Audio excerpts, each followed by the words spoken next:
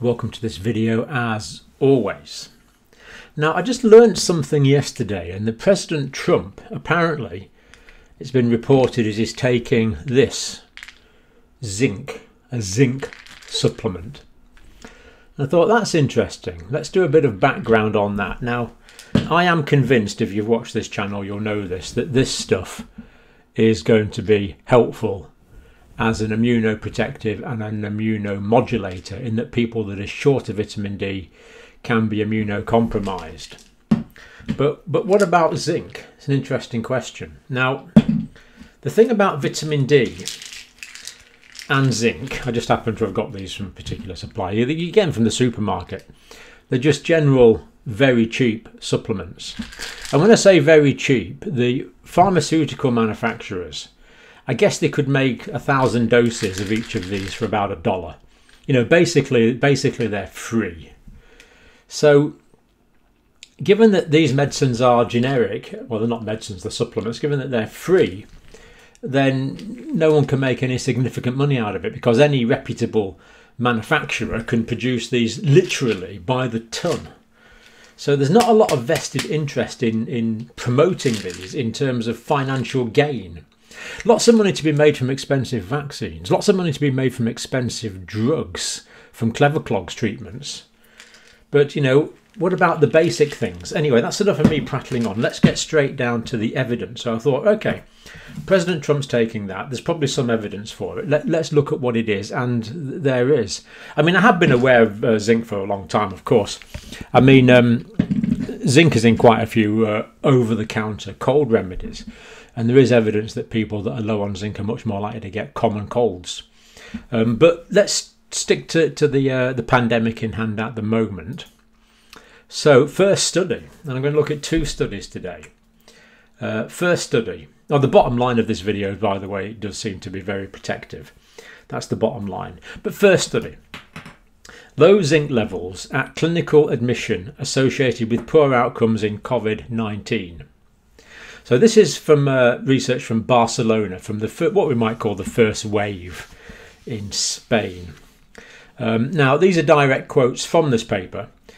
Zinc balances immune responses and also has a proven direct antiviral action against some viruses. Right, now let's just notice the words there. Proven, direct, antiviral action against some viruses. So this is a known antiviral mineral. This is already known. This is not something new and speculative. And given that, you've really got to wonder why there's been no randomized clinical trials organised on this. It really is surprising. But let's go on. Zinc deficiency is a common condition in elderly and individuals with chronic disease. So this is not unique. And we'll see in Spain, the zinc levels in Spain do seem to be quite low. Increased intracellular zinc concentrations efficiently impair replication of the virus. Now here it's talking about the SARS coronavirus 2 virus, the COVID-19 virus. So that they are saying here that increased intracellular, that's inside the cells, zinc concentration impairs viral replication, which of course is exactly what we want. We don't want this virus reproducing all over the place, resulting in a lower number of viruses. So just by way of background, these are things that are really already known. The case is starting to get interesting, isn't it? Now, their study was retrospective, which of course is not as good as a prospective study, but it's what we've got. Patients submitted in Barcelona in the first wave, 15th of March to the 30th of April, so about a 6-week course of admissions. And they assessed the clinical severity of COVID-19 and the past medical history of all these patients, so they knew who they were dealing with. Now, fasting plasma zinc levels measured routinely at admission. So every patient who came in routinely had their fasting zinc levels recorded. So this information was available, it was recorded. And it was recorded on 611 patients, the mean age of whom was 63 years, 55% of whom were male, therefore 45% were female. Total mortality was 87 patients, that's 14% during the time of the study. But there's a problem. Once they started getting busy again, they didn't have time to analyse all this data. So they've only analysed data from 249 of the 611 patients, but they do feel this is a representative sample. Now, you can understand that the doctors are busy and have to go back to treating sick people, but why on earth a PhD student from Spain doesn't pick this up and run with this is just baffling. Let's hope they make this available, because it would be much better to get the data from 611 than 249. Some non-clinical researcher could easily process this information in perhaps just a few weeks. Let's hope that's done and we get an updated paper. But of the 249, 21, that's 8%, died. Now, baseline zinc levels on admission. 21 people died in this group, with a mean plasma zinc at 43 micrograms a deciliter. So people who had an average zinc level on admission of 43 micrograms a deciliter, 21 of those people died. Now, amongst the survivors, the people that survived, their mean zinc level was 63.1 micrograms a litre.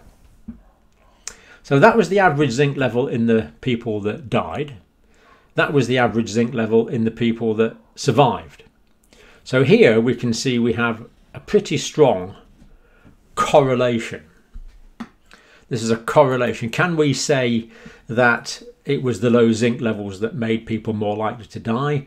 Can we say it was the better zinc levels that made people more likely to survive? Absolutely, we can't say that. This is a correlation, but it's a very interesting one. And it's one which really needs studied, because zinc could be rolled out to the world's population for essentially no cost, the same as vitamin D to the world's population that currently needs immunoprotection. High zinc levels associated with lower maximum levels of interleukin-6 during active infection. So people that had higher levels of zinc, they had lower levels of interleukin-6. Now, what is this? Well, interleukin-6 is one of these cytokines that we've heard about, one of the things that contributes to the cytokine storm. And basically, the higher the interleukin-6, the higher the inflammation. So what this is saying is higher levels of zinc, lower levels of inflammation, which of course is exactly what we want. So good levels of zinc associated with lower levels of inflammation, and it's the inflammation, of course, which causes the acute respiratory distress syndrome and many other problems. Zinc levels lower than 50 micrograms per deciliter. That figure there is a mu, so that's 50. It's micrograms like that with a long tail. It's the Greek letter mu, but it means micro. So this is micrograms we're talking about. A deciliter, of course, is 100 mils of blood. Zinc levels lower than 50 micrograms a deciliter of admission, with 2.3 times an increased risk of in-hospital deaths. I mean, wow. You know, given that we've got results like this, and we're in the middle of a pandemic, why aren't people around the world picking up on this, running with it and planning clinical trials on it? Because this drug is essentially, these medicines, not medicines, supplements, they're basically free. So what this said here was zinc levels lower than 50, where have I gone? Yep. Zinc levels lower than 50 micrograms a deciliter of admission, 2.3 times increased risk of in-hospital death compared to those with 50 micrograms per deciliter. So the people with lower levels of zinc, below 50, 2.3 times more likely to die. 2.3 times more likely to die than people with 50 micrograms a deciliter or higher. Now, very often the difference is not as easy to see as this. Very often what people do is they'll take, so here they've like divided it in half, below 50 and above 50. Below 50, more likely to die. Above 50, less likely to die zinc. Very often what people do is they'll take all of the ranges of zinc and divide it into quarters, or anything, whatever they're studying, and say, well, the lowest quarter is more likely to die than the highest quarter. But here it's a straight cut off in the middle, indicating perhaps a more powerful effect. Interesting. Lower zinc levels at admission correlates with higher inflammation in the course of the infection and poorer outcomes. Direct quote, it's in italics. Direct quote from the paper. Low plasma zinc levels at admission are associated with mortality in COVID-19 in our study. They're more likely to die with lower zinc levels. Further studies are needed to assess the therapeutic action of this association. So what they've done is they've demonstrated this association. It's a correlation study. Does this mean taking a zinc supplement is going to be prophylactic?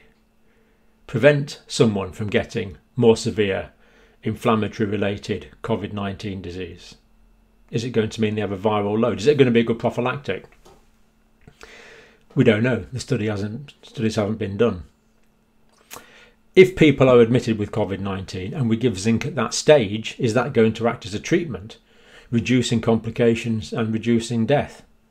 Don't know. No one's bothered doing the study. But if I had to guess, it's looking promising, isn't it? Now, one more paper. This is from Chennai in India, the city that used to be called Madras. COVID-19, poor outcomes in patients with zinc deficiency, International Journal of Infectious Diseases. By the way, this is accepted, peer-reviewed. The first one has not yet been peer-reviewed, but I've read it and it looks pretty good to me. I'm pretty convinced, actually. Otherwise, I wouldn't be wasting my time with this video. Now, this isn't even due to be published yet, so it's in the November issue. It was actually published a few weeks ago as an electronic print. A prospective study of fasting zinc levels in COVID-19 patients at the time of hospitalisation, so very similar. Now, they found healthy controls had a mean level of 105.8 micrograms of zinc per deciliter of blood. Now, this is a lot higher than the Spanish levels. So were the Spanish levels already low? Interesting. So I wanted to check that. So whenever I want to check a medical fact, I get out my much used and trusted Davidson's Principles and Practice of Medicine. And I hope we can see this. So here we see the normal levels of zinc are 72 to 144 micrograms per deciliter. Now it's a bit confusing because this is the old-fashioned way of measuring it, which both studies use. This is the modern way, the SI unit. But given that both studies were using this, we can see that the Spanish levels were already actually quite low, because they're the normal reference levels according to Davidson. So if anything, this reinforces the results of the Spanish study, because their zinc levels were already relatively low. Anyway, that's the data we got from India. That they found the controls had 105 micrograms per deciliter.